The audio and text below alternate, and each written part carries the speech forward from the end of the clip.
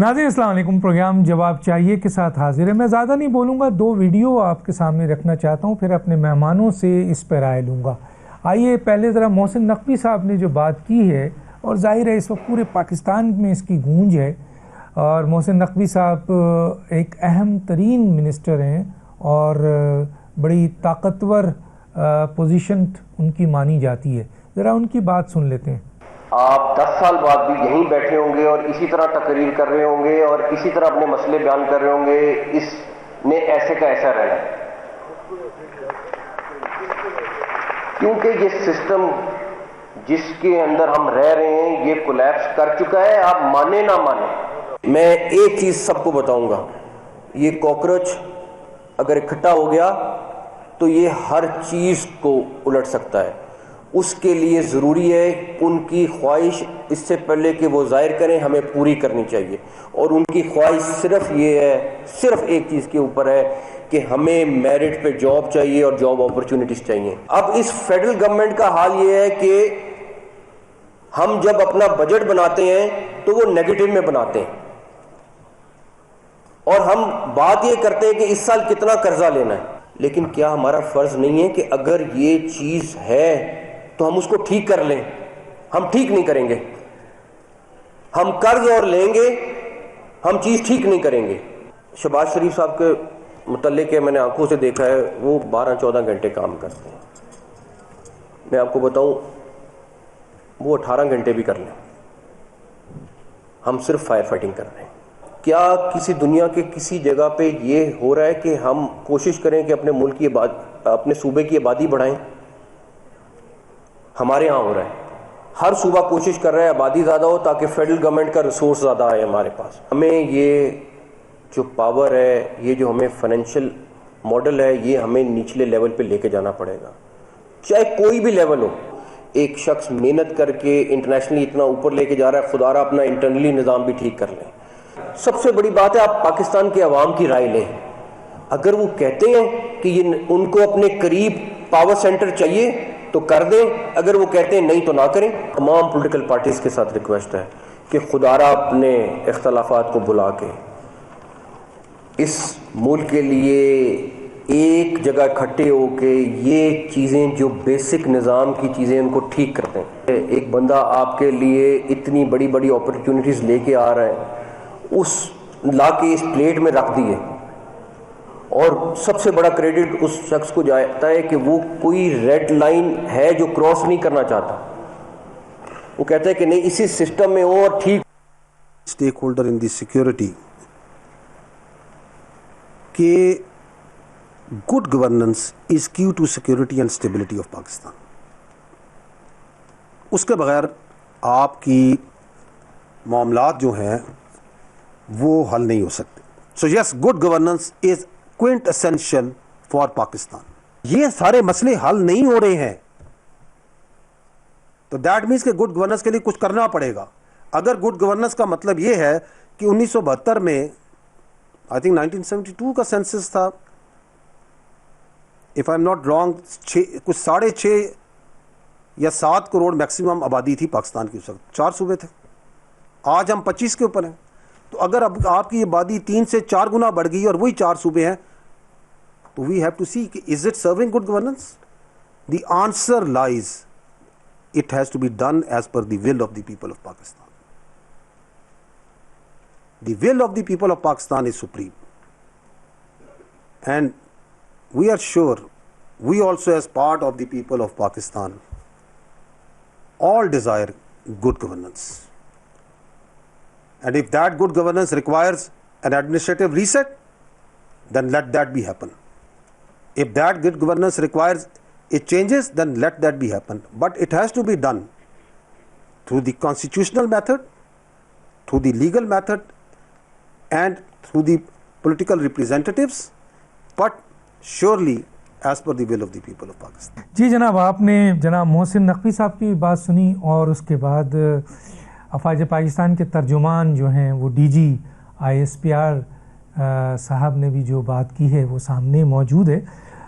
मैं अपने मेहमानों का तारुफ कराता हूँ और उसके बाद उनकी राय आप तक पहुँचाता हूँ, और कोशिश करता हूँ 2 इश्यूज़ पे मैं चाहूँगा आज एक बात करूँ। एक तो उन्होंने आपके पाकिस्तान के निज़ाम को कहा है कि वो तकरीबन गल सड़ चुका है, गिर चुका है। दूसरा, मौजूदा निज़ाम हुकूमत के ऊपर उनकी बड़ी वाज़ेह, मौजूदा हुकूमत के ऊपर ख़ुद वज़ीर हैं, वो हुकूमत का हिस्सा हैं, उन्होंने अपने ऊपर भी चार्जशीट की और मौजूदा हुकूमत के ऊपर भी चार्जशीट की कि ये हुकूमत डिलीवर नहीं कर रही है। और तर्जुमान ने भी वाज़ेह तौर पर ये बताया कि गवर्नेंस नहीं है, जिसकी वजह से सिक्योरिटी के मसाइल हैं, और भी चीज़ों का उन्होंने अहाता किया। मेरे साथ जो गेस्ट हैं ये उनका तारुफ कराते हैं। मेरे साथ है जावेद अब्बासी साहब, सीनियर सियासतदान। आपका बहुत शुक्रिया सर, आपने हमें ज्वाइन किया। मेरे साथ है दोस्त मोहम्मद खोसा साहब, साबिक वज़ीर आला पंजाब, रहनुमा पाकिस्तान पीपल्स पार्टी। आपका बहुत शुक्रिया, आपने ज्वाइन किया। मेरे साथ हैं शौकत यूसुफजई साहब, रहनुमा है PTI के। आपका बहुत शुक्रिया, आपने हमें ज्वाइन किया। डॉक्टर अरशद वोरा साहब, आपका भी बहुत शुक्रिया, आपने हमें ज्वाइन किया। मैं पहले हिस्से में जो बात करूँगा वो करूँगा कि जो निज़ाम है वो तबाह हो चुका है और जो मौजूदा इस वक्त हुकूमत है उसका मुकम्मल तौर पर फेलियर है। बड़ी डिटेल में बात की है।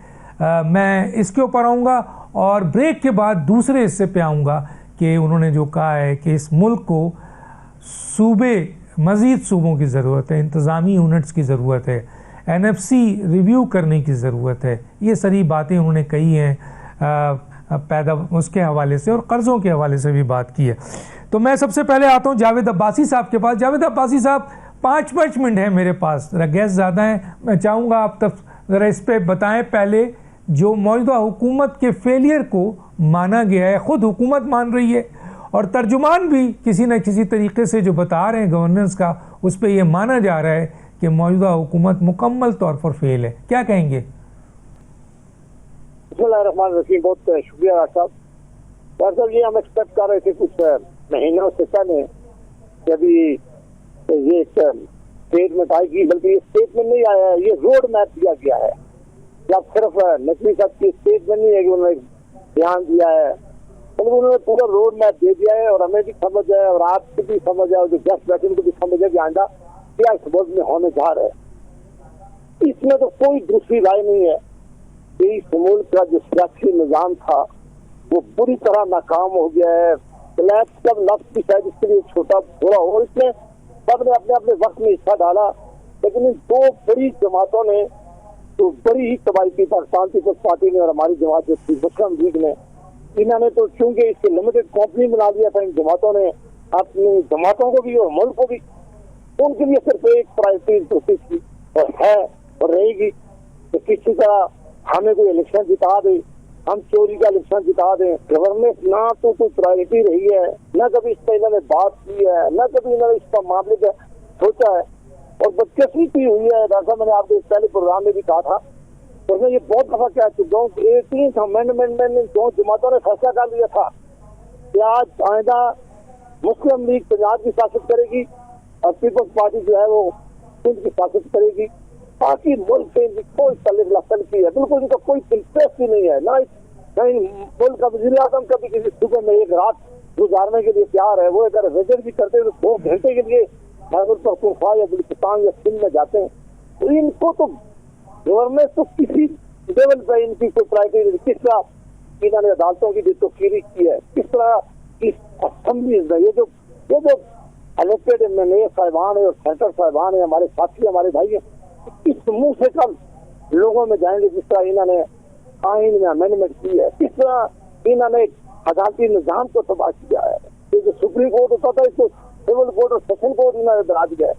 बाकी आप हर अमेंडमेंट देखेंगे, परसों से पैसे से अमेंडमेंट करते थे, इसका इनको फायदा होता था। हमारे जज हम पर्ची कर लें, हम इक़्तिदार में आ जाए। आप अंदाजा करें जो कॉन्स्टिट्यूशनल रिक्वायरमेंट थी इलेक्शन कमीशन की, वो भी तक इलेक्शन कमीशन का उसके वजह वहाँ बैठा हुआ मेंबर, कब से उनकी टर्म खत्म हो गई है। इस मुल्क में असेंबली खत्म हुई है, उन्होंने कहा है कि अब इलेक्शन कराएं। अदालतों ने फैसला किया, इन जमातों ने कहा नहीं हम इलेक्शन नहीं कराएंगे, हम आइन की जो रिक्वायरमेंट होती पूरी नहीं करेंगे। ना ये आइन मानते हैं, ना ये कानून मानते हैं, सिर्फ और सिर्फ ये मानते हैं कि किसी तरह ये 2 जमातें कोई सहारा पकड़ कर इक़्तिदार में आ जाए। ना इनके अंदर जमहूरियत है, इन जमातों के अंदर जमहूरियत नहीं है, कोई नाम और निशान का नहीं है। हमने मुस्लिम लीग में सारा जमाना गुजारा है, मुस्लिम लीग में वो कहते हैं कि आप नौकरी करो, अगर आप नौकरी कर सकते हैं, हम आप हमारे बच्चों की नौकरी कर सकते हैं, लेकिन आप सवाल नहीं पूछ सकते, आप ये नहीं पूछ सकते ये लीडर भी होता तो होंगे, उनके बच्चे भी होता तो होंगे, उनके बच्चे भी होता तो होंगे। आप अंदाजा करें कि कितने भी इंपॉर्टेंट पौधे होते हैं ये फैमिलीज अपने पास रखते हैं, जितने पार्टी पौधे होते हैं ये भी अपने पास रखते हैं। दोनों की बातें ये तो जमहूरियत पर बिलीव ही नहीं करती है लीडरशिप, तो लीडरशिप खुद जमहूरियत पर नहीं बिलीव करती, जो रूल ऑफ लॉ पे बिलीव नहीं करती, जो कानून पर बिलीव नहीं करती, जो आइन पर बिलीव नहीं करती। आपका क्या ख्याल है या हमारे दोस्तों का क्या ख्याल था या वो सर नकवी साहब का क्या ख्याल था? वो मुल्क के इंस्टीट्यूशन की तरक्की कर सकते हैं, वो गवर्नेंस का निजाम की तरक्की कर सकते हैं। अगर अभी भी जो ठीक है बातें हैं बड़ी इंपॉर्टेंट, अल्लाह करे तो सारे, तो नकवी साहब ने ऐसा नहीं कहा होगा कि उन्होंने वैसे चलते चलते ये बात कर ली होगी, पूरी डिस्कशन हुई होगी, फिर उनको ठीक है सर, ये मुस्तकबिल का नक्शा है। मैं मेरे पास और भी गेस्ट हैं, मैं ठीक है जावेद अब्बासी साहब, मेरे पास दूसरे हिस्से में मैं आपसे बल्दियाती निज़ाम और मज़ीद सूबे और आपके अवाम से राय लेने की बात की गई है, पाकिस्तानी अवाम से, पार्लियामेंट से नहीं कहा गया है कि पार्लियामेंट मौजूद है, उन्होंने कहा नहीं पाकिस्तानी अवाम से राय लें, तो कितना अदम एतमाद किया गया है पार्लियामेंट पे, ये भी मैं आपसे पूछूंगा। मैं आता हूँ जनाब दोस्त मोहम्मद खोसा साहब के पास। दोस्त मोहम्मद खोसा साहब मौजूदा हुकूमत के एक अहम तरीन वज़ीर, जिनके पास दो बड़े अहम ओहदे हैं और जिनके बारे में कुछ कहना कि वो कितने ताकतवर हैं आप भी जानते हैं सर, और उसके बाद DGIS PR साहब ने भी वाज़ेह तौर पर बताया। तो हुकूमत, निज़ाम हुकूमत, एक तो निज़ाम के बारे में कहा है और दूसरा मौजूदा हुकूमत का फेलियर और बैड गवर्नेंस की बात की गई है। तो क्या सर इसके बाद मौजूदा हुकूमत यानी वज़ीर आज़म और जो 55 की काबीना है उनको अब भी हुकूमत चलाना चाहिए सर? जी बिस्मिल्लाहिर्रहमानिर्रहीम। डॉक्टर साहब आपकी बड़ी मेहरबानी और तमाम आपके शुरका को मेरी तरफ से सलाम और नाज़रीन को भी सलाम। सबसे पहली बात जो है जो सवाल आपने किया है, अगर हुकूमत है और अगर हुकूमत का सरबराह वज़ीर आज़म है, जो बातें उन्होंने की हैं वो सच होंगी। किसी हद तक मैं उनकी बातों से इत्तेफाक करता हूं, लेकिन अगर ये बातें वो अपनी हुकूमती सरबराह को कहते, अपनी कैबिनेट मीटिंग में कहते, तो वो फोरम उनके लिए ज्यादा मुनासिब और बेहतर था। उन्होंने पब्लिक फोरम के ऊपर अपनी गवर्नमेंट को चार्जशीट किया है और उसके ऊपर हुकूमत की तरफ से रद्द अमल नहीं आया, तो you can read between the lines कि यह हुकूमत कितनी मौसर है और कितनी बाइख्तियार है। तो ये तो एक फसाड है जो 24 में क्रिएट किया गया। और उनका एक नुक्ता जो था वो बड़ा अहम था जब उन्होंने सूबों के हवाले से बात की कि विल ऑफ द पीपल, कि इसको लोगों तक लेके जाए, यानी हुकूमत या असेंबलीज या पार्लियामेंट्स जो हैं उनके लिए कोई अहमियत नहीं है। उन्होंने कहा विल ऑफ द पीपल, कि लोगों के पास इस मामले को लेके जाया जाए और लोग डिसाइड करें। तो लोगों ने 18 में डिसाइड किया, वो नहीं माना गया। लोगों ने 24 में जो डिसाइड किया इलेक्शंस में, वो नहीं माना गया। अभी हाल ही में 25 में हमारे डेरा गाजी खान जिले के अंदर एक सीट वेकेट हुई, उस पर मैं बाय इलेक्शन लड़ा। निविश्ता दीवार था कि इंशाल्लाह हम इलेक्शन जीत जाएंगे। इनकी मैल गवर्नेंस और नॉन परफॉर्मेंस की वजह से, क्योंकि मेरे मुकाबले में नून थी और जिन्होंने 20,000 वोट लिया हुआ था उनको 82,000 पे पहुंचा दिया गया और उनको विनर डिक्लेयर कर दिया गया। तो जो कश्मीर में हो रहा है, क्या विल ऑफ द पीपल जो है उसको माना जा रहा है? जो पंजाब में हो रहा है, क्या विल ऑफ द पीपल को माना जा रहा है? जो सिंध में हो रहा है वो विल ऑफ द पीपल को माना जा रहा है? जो KPK में हो रहा है विल ऑफ द पीपल को माना जा रहा है? तो पहले तो अपना किबला दुरुस्त करें ना, आप खुद डिसाइड करें। Will they allow the people to decide whatever way, जिस फॉर्म में भी वो डिसाइड करें, वो PTI को चुने, वो पीपल्स पार्टी को चुने, वो नून को चुने, वो 3-4 को इतना मैंडेट दें कि 3-4 पार्टीज मिलकर हुकूमत बनाए। अगर सियासी निजाम चलाना है तो, नहीं चलाना तो फिर इस फसाड को खत्म करें। सारों को नजर आ रहा है, यानी वो मिसाल दी जाती है कि अंधे को भी नजर आ रहा है कि इस वक्त हुकूमती मामलात कौन चला रहे हैं और कैसे चल रहे हैं। और फेयर इलेक्शंस होंगे तो पार्टीज गुड और बैड वो हुकूमत में आएंगी, निजाम हुकूमत चलाएंगी अपने सर पे, तो फिर ही पता लगेगा ना कि हम सही सिमत में जा रहे हैं या हम गलत सिमत में जा रहे हैं, और फिर लोगों के ऊपर आप छोड़ें। अगर वो नहीं जा रहे सही सिमत में तो लोग अगले इलेक्शन में उनको मुस्तरद कर देंगे और उनको ले आएंगे। लेकिन यहाँ पे तो इलेक्शंस के एक गार्ड में, लेकिन सर ये दोस्त मोहम्मद खोसा साहब इस पे जरा सा तवज्जो दें। दोस्त मोहम्मद खोसा साहब इस पे जरा सा कमेंट्स कर दें कि चलें, ये बात तो आपने कही, जो हमारा इलेक्शन प्रोसेस है, अवामी विल है, आपने बड़ी तफसील से बताया। मुझे ये बताएं कि जो भी इस वक्त मौजूदा हुकूमत है उसका अहम तरीन वजीर कह रहा है कि ये हम डिलीवर नहीं कर पा रहे हैं। हम होना चाहिए वो वजीर। 2-4 दिन पहले आपके चले, अगर चार्जशीट नहीं हो रहा है और फर्ज कीजिए कि वो वजीर ये बता रहा है, तो क्या मौजूदा हुकूमत या तो उसे चार्जशीट करे और नहीं कर रहे हैं, तो इसका मतलब है कि वो जो इल्ज़ाम है वो सही है। क्योंकि मैंने 2-4 दिन पहले एक प्रोग्राम में इस बात को बताया था कि मौजूदा हुकूमत के 2 सीनियर वजीर ऑफ द रिकॉर्ड ये मानते हैं कि हमसे हुकूमत नहीं चल रही है, हम हुकूमत नहीं चला पा रहे हैं। आज एक वजीर ने आके ओपन मीडिया में कह दिया, सिर्फ इतना ही सा फर्क है। तो मौजूदा हुकूमत को रहना चाहिए, इसके बाद एक्शन नहीं ले पा रहे लेकिन रहना चाहिए। आप ही की बात को आगे ले जाते हुए जी, एक हुकूमत का एक अहम ओहदेदार, एक वजीर पब्लिक फोरम पे कहे कि जी हुकूमत जो है फेल हो गई है, निज़ाम नहीं चल रहा, हुकूमत से निज़ाम नहीं चल रहा, तो या हुकूमत उसको एक्सेप्ट करे कि हाँ हम फेल हो चुके हैं और जाए नए इलेक्शंस की तरफ, पब्लिक को इजाजत दें कि जी आप चुने अपने लोग, बनाए अपने अगली पार्लियामेंट और वहां से फिर हुकूमत आए। लेकिन अगर चार्जशीट सही है तो फिर क्या करना चाहिए? फिर माने तो घर जाना, छोड़ दें हुकूमत, ठीक है, चले जाएं लोगों के पास, अवाम पाकिस्तान के पास चले जाएं, मैं आगे मैं आपसे दोबारा चले जाएं। ठीक है, मैं दूसरे हिस्से में आपसे बल्दियाती निज़ाम और सूबों की बात की गई है। मैं आता हूं शौकत यूसुफ साहब। जी नाज़रीन, यहाँ रोकूंगा, एक छोटा सा ब्रेक, फिर वापस आते हैं।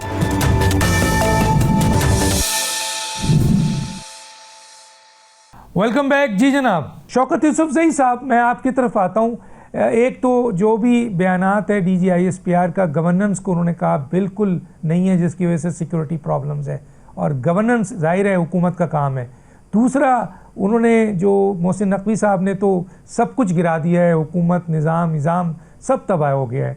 तो इन दोनों के ऊपर आप कैसे देखते हैं? और एक और चीज़ सर जो बहुत ही इंपॉर्टेंट है, ये कहा जा रहा है कि आवाम से अब रब्ता किया जाए, तो गोया जो पार्लियामेंट है और पार्लियामेंट में बैठे हुए लोग हैं, ये माना जा रहा है कि ये अवामी नुमाइंदे नहीं है। सर क्या कहते हैं?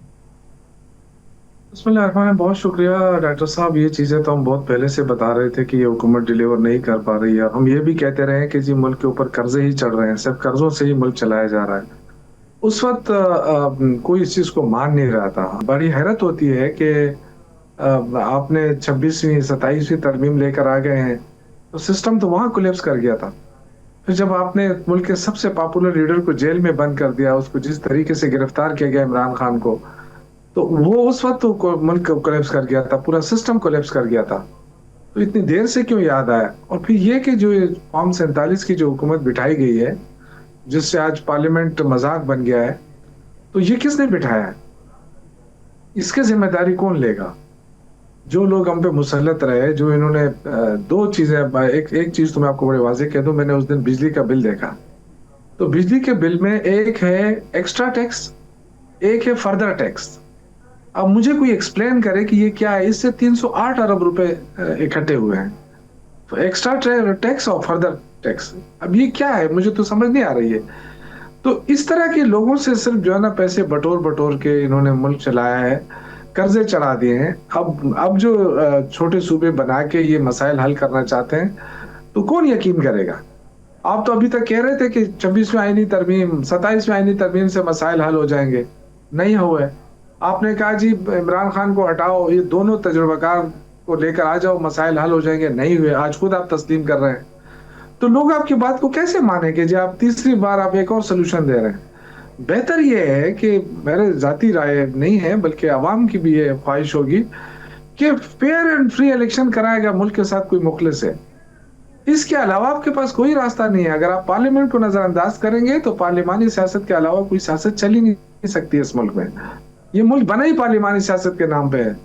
तो ये अगर कोई कहेगा कि जी पार्लियामान को एक तरफ करके, गलत, नहीं चलेगा ये मुल्क। सब पार्लियामान के चलेगा, लेकिन पार्लियामान में हकीकी नुमाइंदों को लाना पड़ेगा। अगर आप मुल्क के पॉपुलर लीडर को जेल में बंद कर देंगे, अगर आप एक बड़ी पार्टी को उसका निशान नहीं देंगे, आप उसको इलेक्शन लड़ने नहीं देंगे, तो जिम्मेदार कौन हुआ? शहबाज शरीफ तो अकेले जिम्मेदार नहीं है ना। वो तो मोहरा है, उसको तो बिठाया गया है। वो तो एक चीफ मिनिस्टर को आपने वजीर आजम बना दिया, वो तो अपने प्रोटोकॉल पे ही खुश होगा। आज ये क्यों कहना पड़ रहा है एक पार्लियामानी सियासत के अंदर कि एक शख्स जो है वो दिलो जान से काम कर रहा है मुल्क के लिए? वो शख्स कौन है? तो ये चीजें डॉक्टर साहब के मेरे ख्याल है अब जो है ना, अब इन चीजों पे आवाम को धोखा नहीं दिया जा सकता। वोट का हक दिया जाए। अगर आपने मुल्क आगे ले जाना है, अगर आप मुल्क के साथ हैं, इस मुल्क में अमन लाना चाहते हैं, इस मुल्क में सरमायाकारी लाना चाहते हैं, इस मुल्क की मईशत को बेहतर करना चाहते हैं, कर्जों से निजात दिलाना चाहते हैं, खुदा के लिए फेयर एंड फ्री इलेक्शन की तरफ आए। ये जो छोटे सूबे हैं, बिल्कुल मैं इसके हक में हूँ। ठीक है, बहुत शुक्रिया, क्योंकि ऑलरेडी यही कहा गया है कि will of the people, Pakistan की अवाम फैसला करें। अगर वो ये फैसला करती हैं तो पाकिस्तान की अवाम, आपको उसमें इजाफा है कि एक फेयर और फ्री इलेक्शन जो है वो अवाम अपनी राय दे दे, और पार्लियामेंट में जो मौजूद लोग हैं बकौल आपके, वो फॉर्म 47 के वो अवामी नहीं है। ये बात तो मौजूदा हुक्मरान का वजीर भी मान रहा है। मैं आगे चलता हूँ, मैं दोबारा आपसे सूबों के हवाले से बात करूँगा, NFC के हवाले से बात करूँगा, और आपके लोकल बॉडीज़ के हवाले से बात करूँगा जिसकी बात की जा रही है।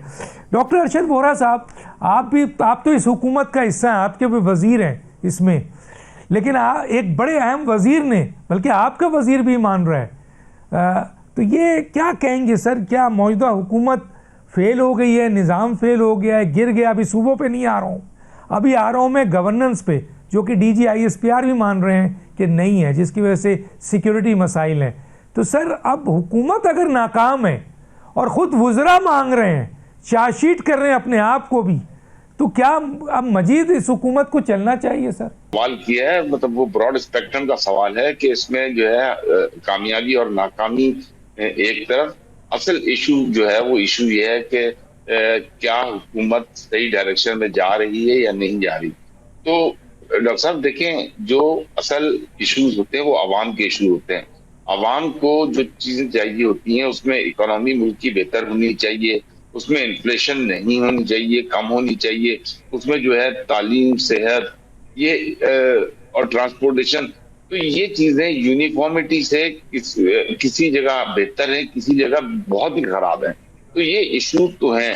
और फिर आप जब फाइनेंशियली IMF के कर्जों तले इतने दबे हुए हों और फिर IMF बेस्ड पॉलिसीज जब बन रही हों, तो ये चीजें किसी भी मुल्क को नुकसान पहुंचाती हैं। आपकी स्टेबिलिटी का इससे अंदाजा लगाया जा सकता है कि आपको खुद ये नहीं पता कि आपके पास पेट्रोल का कितना स्टॉक है और ये स्टॉक किस प्राइस पर इंपोर्ट किया हुआ है आपने, तो उसकी एक वैल्यू फिक्स होनी चाहिए। ये रोजाना का मतलब क्या, रोजाना तो आपके पानी शिफ्ट नहीं लग रहे ना, ऑयल टैंकर्स नहीं लग रहे ना रोजाना, तो ये तो आपके पास कुछ ना कुछ तो 30 दिन का, 40 दिन का, 50 दिन का स्टॉक तो होता है।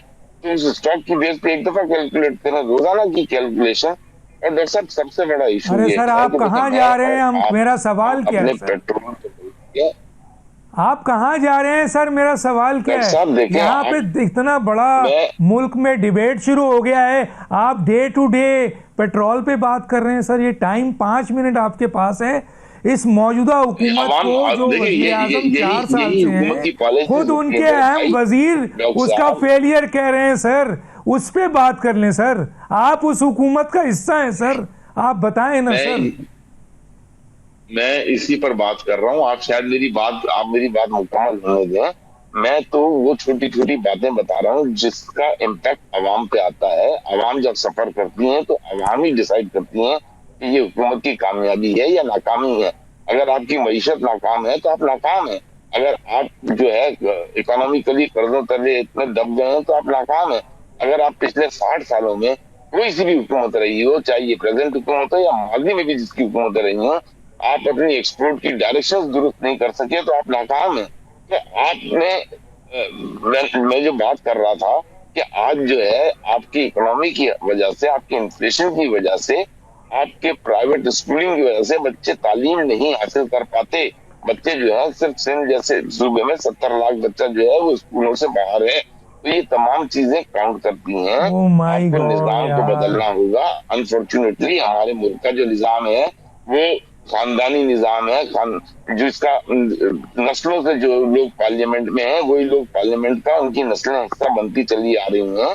तो इस निजाम को तो खत्म होना होगा ना। जब तक ये निजाम खत्म नहीं होगा डॉक्टर साहब तब तक। अच्छा ये बताएं सर ये बताएं बात सर डॉक्टर अरशद वोरा साहब, अरशद वोरा साहब, जब आपका ताकतवर वजीर ये कहता है कि ये निज़ाम गिर गया है तो इसका मतलब है मुआशी निज़ाम, सियासी निज़ाम, अदालती निज़ाम, इंतज़ामी निज़ाम कोलैप्स कर गया है। आप छोटी छोटी, क्या आप मोहसिन नकवी साहब की बात से और DGISPR की बात से मुत्तफिक हैं या नहीं है? बस इतना सा बताएं तो मैं अगले गेस्ट के पास जाऊं, टाइम कम है सर जरा। देखिए उनकी बातों से अवाम मुत्तफिक है। जब अवाम मुत्तफिक है किसी बात से तो फिर जाहिर सी बात है मैं भी मुत्तफिक हूँ। वो सर मैं आपकी बात कर रहा हूँ सर, मैं आपकी बात कर रहा हूँ, आपकी पार्टी की बात कर रहा हूँ, आपकी बात कर रहा हूँ सर, आप बता दें। 100% बात दुरुस्त है। निजाम जो है, निजाम इस वक्त जो निजाम है वो फेलियर। बस सर बस काफी है। मैं जरा कैसर अहमद शेख सर, टाइम कम है सर, इसीलिए मैंने शुरू में कहा आप पेट्रोल पे चले गए, डेली पे चले गए, उस पे चले गए। बड़ी बात हो रही है कि बड़ी चीज ही तबाह है तो नीचे तो छोटी छोटी चीजें तबाह होंगी ना सर। कैसर साहब, ये आपकी ही हुकूमत के एक बड़े अहम वजीर ने मौजूदा हुकूमत को चार्जशीट कर दिया और ना सिर्फ उन्होंने निज़ाम को कहा है कि गिर गया है बल्कि मौजूदा निज़ाम हुकूमत के फेलियर के बड़े अहम पॉइंट्स भी गिनवा दिए और उन्हें यह भी गिनवाया है कि एक शख्स तमाम चीज़ें लेके आ रहा है, प्लेट पे रख के दे रहा है, लेकिन आप नहीं कर पा रहे हैं। और भी बहुत सारी बातें की हैं।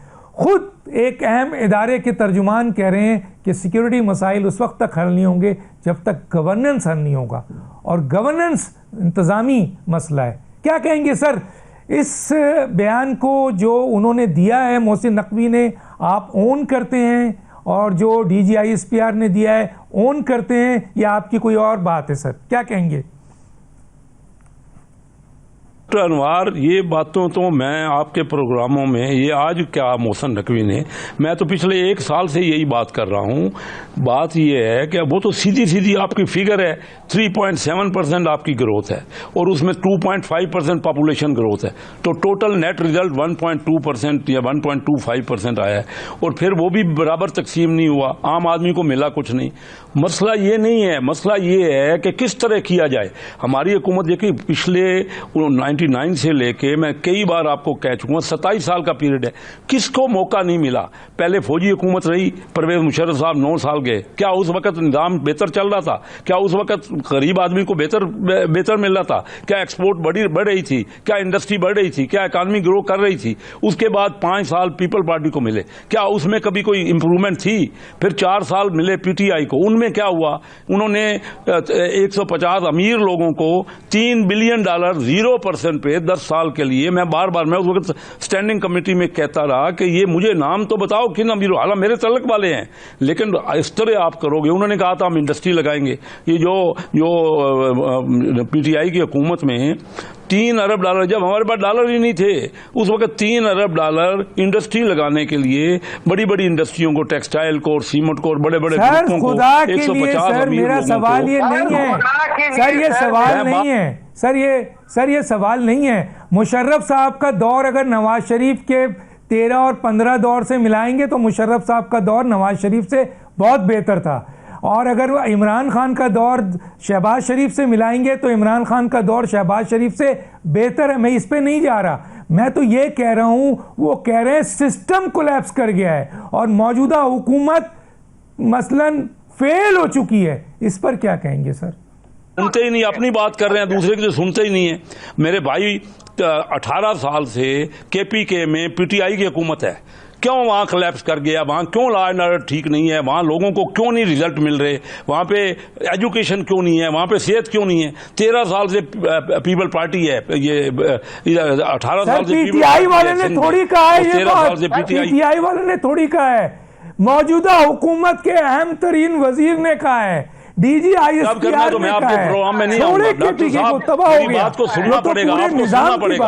आप इतना बड़ा सवाल कर रहे हो हुकूमत पे, तो सर आप सुनने को तैयार नहीं हो, आप गलत रास्ता ले रहे हैं ना सर। सारी बात तो आप कर रहे हो। KPK में भाई मैं गलत रास्ता नहीं, ये रेलेवेंट रास्ता है, ये जो रास्ता मैं मेरे भाई चलो नहीं, मैं ये कह रहा हूं कि देखिए निजाम कहां चल पा रहा है, किस पार्टी की हुकूमत नहीं है।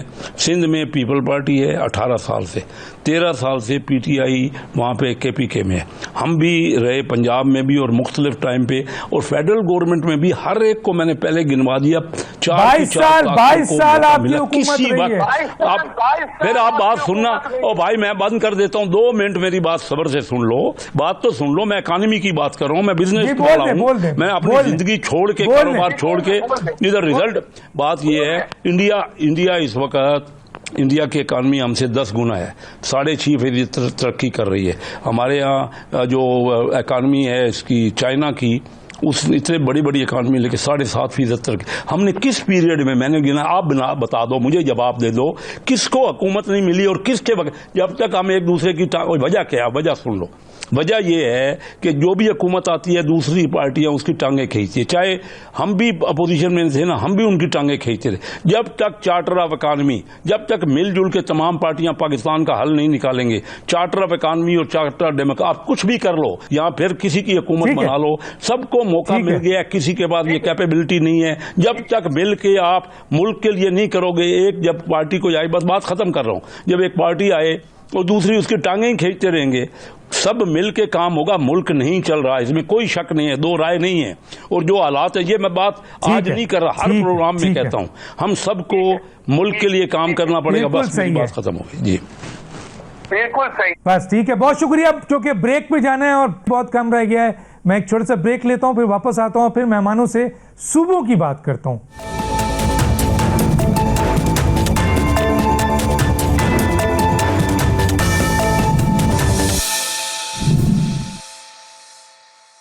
वेलकम बैक जी, मैं जावेद अब्बासी साहब के पास आऊँगा। सर टाइम कम है, 3 से 4 मिनट है। मैं आपसे ये सवाल पूछना चाहूँगा तमाम मेहमानों से कि उन्होंने बहुत ज़ोर दे के कहा है कि अब पाकिस्तान में मज़ीद सूबे नागुज़ीर हैं, ये बहुत ज़रूरी हैं सूबे बनना इंतज़ामी बुनियादों पर। इसके ऊपर लोकल बॉडीज़ है, उसके ऊपर भी बात कर रहे हैं, NFC की भी बात की है। तो सर मज़ीद सूबे के ऊपर आप क्या कहेंगे अब्बासी साहब? सर ये बहुत पहले हो जाना चाहिए था, ये वक्त की जरूरत थी। मुख्तलिफ एरियाज में तहरीक भी चल रही है, मेरा कार्यकर्ताबाद से हजारा में बहुत अरसे से तहरीक चल रही है। इस तरह आप देखिए पंजाब के अंदर, इस तरह बलूचिस्तान के अंदर, इस तरह सिंध के अंदर। अब एक आदमी किस तरह आप अंदाजा करेंगे, DI खान से कोस्तान से उठे और पिशावर अपने काम के लिए, वहाँ रहीम यार खान से, मैया से और मुल्तान से उठे और लाहौर में गए। इसी तरह दूसरे तो हमारे सूबे उनमें, लेकिन ये 2 जो बड़ी सियासी जमातें हैं, पाकिस्तान पीपल्स पार्टी और हमारी जमात मुस्लिम लीग, ये किसी सूरत सूबा नहीं बनाना चाहती हैं। ये अपना ये तख्त लाहौर का पंजाब में कंट्रोल रखना चाहते हैं। इनको पता है कि पंजाब में हम सीटें जीत के आएंगे, मरकज में हुकूमत बना लेंगे, और अगर सूबे हो गए तो हमारी वो पोजीशन नहीं रहेगी। इसलिए ये किसी सूरत में ये 2 बड़ी सियासी जमातें, आप मेरा आज फिर मैं कह रहा हूँ, कोई भी इनके पीछे कितना भी प्रेशर ले आए, प्रेशर किसका आएगा, लेकिन ये सूबों की तरफ नहीं जाएंगे, क्योंकि इनका जो मकसद है वो हर सूरत पंजाब का तो पीपल्स पार्टी चाहती है कि कराची मेरे हाथ से किसी तरह ना निकल जाए, क्योंकि रेवेन्यू उनके पास है, बड़ी ताकत वहाँ है उनके पास।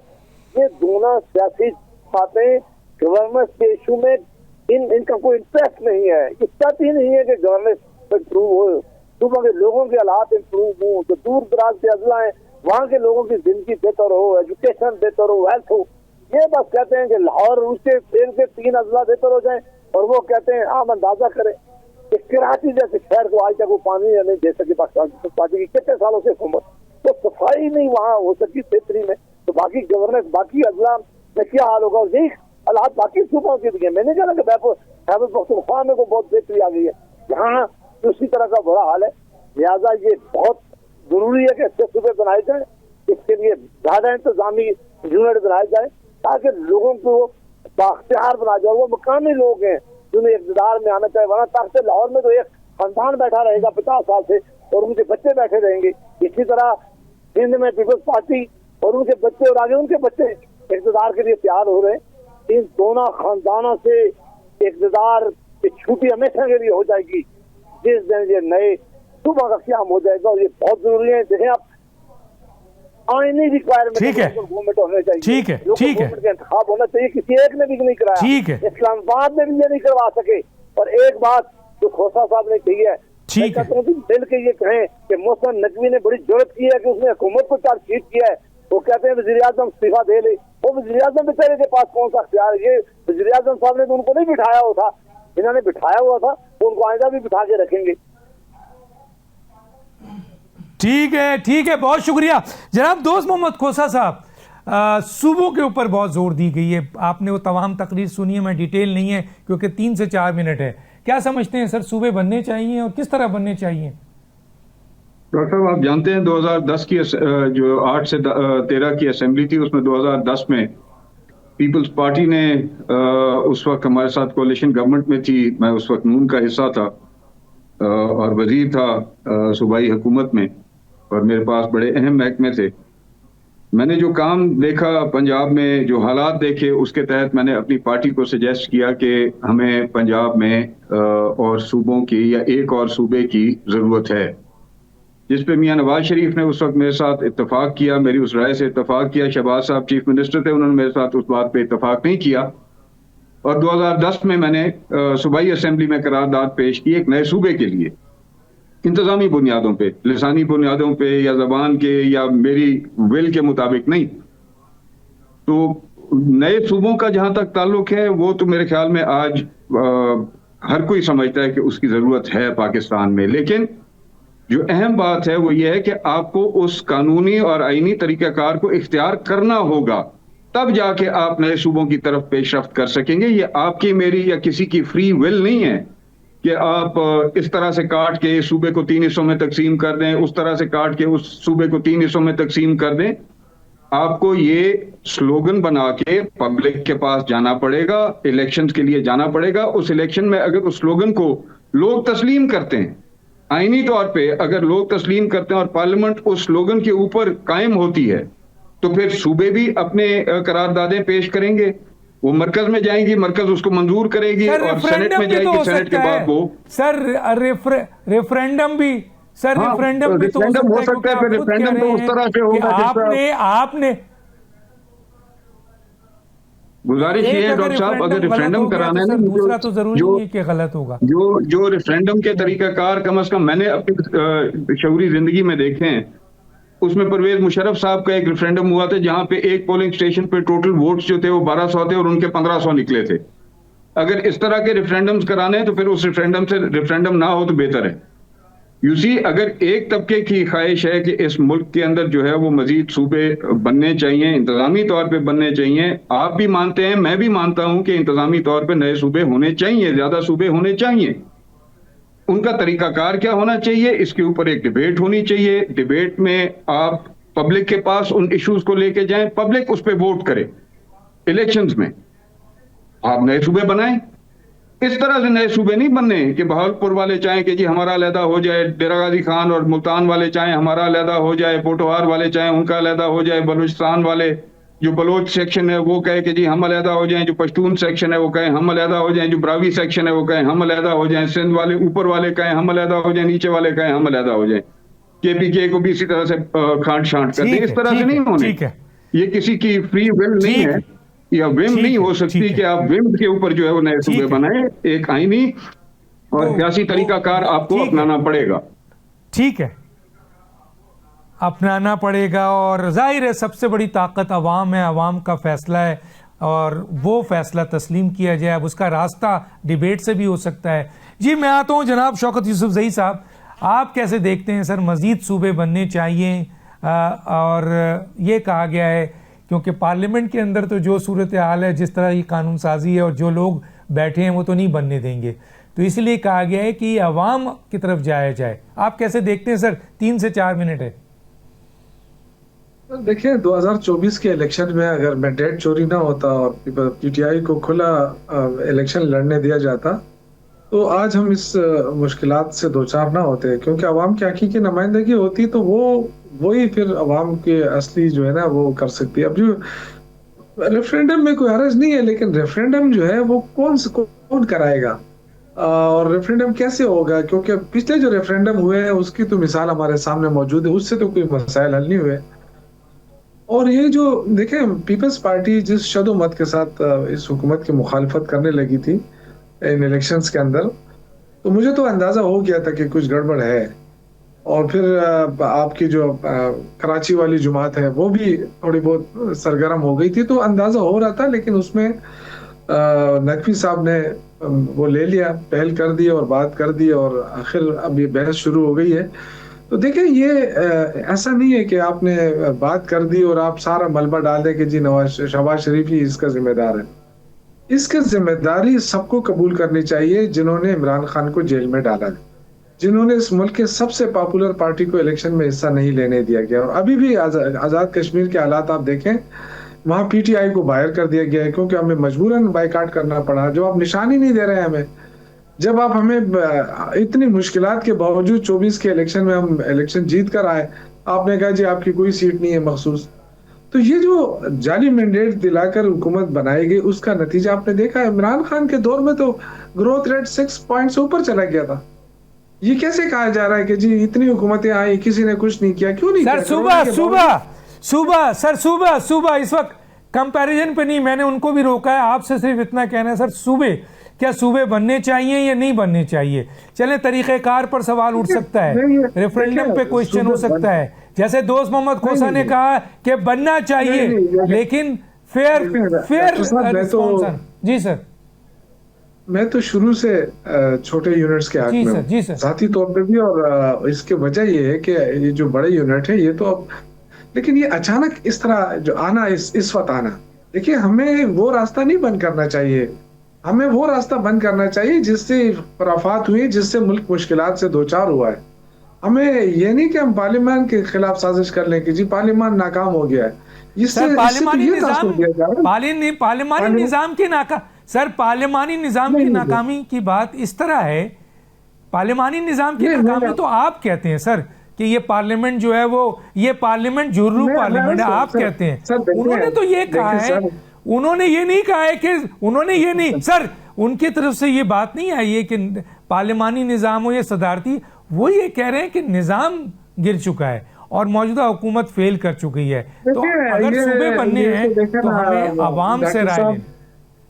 डॉक्टर साहब कान इधर से पकड़े उधर से पकड़े, चीज एक ही है, कहने का मकसद यही है, आप इसको समझे। चले ठीक है, पार्लियामानी सिस्टम को वाइंड अप करने की कोशिश है, लेकिन मैं आप सूबे बनने के हक में हैं सर, यूसुफ जही साहब, आप सूबे बनने के हक में हैं, लेकिन उससे पहले सूबे बनाए जाए, लेकिन उससे पहले फेयर एंड फ्री इलेक्शन कराए जाए। इलेक्शन के वो फ्री इलेक्शन, मेरे साथ एग्री करेंगे। ठीक है। डॉक्टर अरशद बोरदा साहब, टाइम कम है, आपके पास भी 4 मिनट है, प्लीज सर जो क्वेश्चन है उसके ऊपर आइए कि क्या मुल्क को इस वक्त सूबों की जरूरत है, और अगर सूबों की जरूरत है तो वो कहा जा रहा है कि हमें अवाम के पास जाना पड़ेगा। गोया जो पार्लियामेंट में बैठे हुए लोग हैं वो अवामी नहीं है, और जिस किस्म की कानून साजी है उसमें ये जो मौजूदा हुकूमत है वो नहीं बनने देगी जो सियासी जमातें हैं। आप कैसे देखते हैं? देखिए, सबसे पहले तो आपका सवाल ये है कि सूबे बनने चाहिए या नहीं बनने चाहिए।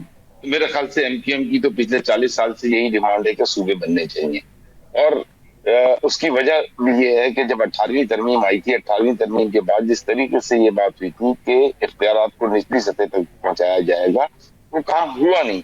अगर शायद वो काम सही तरीके से हो जाता तो आज ये नौबत ना आती। अब आप बात करते हैं कि रेफरेंडम करना, आप मुझे ये बताएं कि रेफरेंडम करना, सिंध एक दूसरा बड़ा सूबा है, सिंध जैसे बड़े दूसरे सूबे में जहां पर एक शहर के 2 करोड़ लोग ही ना गिने जाते हों, वहां पे रेफरेंडम किस तरीके से कामयाब होगा सूबों के फेवर में, जबकि पूरा सिंध जो है वो पीपल्स पार्टी के कंट्रोल में है, और वो पीपल्स पार्टी एडमिनिस्ट्रेटिवली उसके ऊपर जो है बैठी हुई है, तो कैसे, जब गिनती का फर्क भी 2 करोड़ लोग एक शहर के नहीं गिनोगे आप, तो किस तरीके से रेफरेंडम होगा? पार्लियामेंट से आप कैसे मंजूर करवाएंगे जब आपके 2 करोड़ लोगों की रिप्रेजेंटेशन प्रोविंशियल पार्लियामेंट में नहीं है? तो ये तमाम चीजें जो है टेक्निकली ये बातें भी देखनी चाहिए कि आप कराची के लोगों को या तो फिर सही गिन लो। यहाँ पर मैं बार बार जब मिसाल देता हूँ कि तमाम लोग रहते यहाँ पर है लेकिन अपना जो है इलेक्शन के चक्कर में अपना एड्रेस यहाँ का नहीं लिखवाते। भाई आप इलेक्शन वहां से लड़ लो, एड्रेस तो यहाँ का लिखवा दो, अपनी गिनती तो यहाँ की करवा दें। तो सूबे देखें, पंजाब में भी सूबे बनने चाहिए। पंजाब में इवन 2 के करारदाद मंजूर हो गई, उसके बावजूद भी सूबे नहीं बने। तो सूबे तो इस वक्त पूरी दुनिया में देख लें कि पाकिस्तान बनने के बाद आज तकरीबन 80 साल हो गए हमें, हमारे बाद जो मुल्क बने हैं उनके सूबे कितने थे, आज कितने सूबे हो गए, बांग्लादेश के सूबे कितने थे, आज कितने हो गए, इंडिया के सूबे कितने थे, आज इंडिया के कितने सूबे हो गए। तो ये चीजें सूबे बनाने से खुदा न खास्ता मुल्क तकसीम नहीं होता, सूबे बनाने से मुल्क और मजीद मुस्तहकम होता है। उसकी वजह ये है कि आपका हर सूबा जो है वहां पर चाहे वो लॉ एंड ऑर्डर की सिचुएशन हो, चाहे वो इकोनॉमिकल सिचुएशन हो, आपको देखें यहाँ पर जब आपको लोकल पुलिसिंग होगी तो बहुत सारे इश्यूज रिजॉल्व हो जाते हैं, बहुत सारे आपके लॉ एंड ऑर्डर की चीजें कंट्रोल हो जाती हैं। आपकी इकोनॉमी, अब एक शहर कहता है कि मेरे यहाँ डेवलपमेंट कम हो रही है और दूसरी तरफ डेवलपमेंट ज्यादा हो रही है। तो ये जो चीजें हैं जहाँ पर लोग फील करते हैं कि मुझे निगलेक्ट किया जा रहा है, वो चीज खत्म होगी। लिहाजा इस पाकिस्तान को मजीद मुस्तहकम करने के लिए मजीद सूबे जो है शदीद जरूरत है, मजीद इंतजामी यूनिट्स और सूबे बनने चाहिए। आपने कहा है, बहरहाल सबकी एक राय है जो अवाम तक पहुंची है। और कैसर अहमद साहब क्योंकि अब हमारे साथ शामिल नहीं है, वरना उनका पॉइंट ऑफ व्यू भी सूबे के हवाले से हम ज़रूर लेते, वो इस वक्त नहीं मौजूद हैं। वक्त क्योंकि ख़त्म हुआ चाहता है। डॉक्टर दानिश को इजाज़त दीजिए, अल्लाह हाफिज़।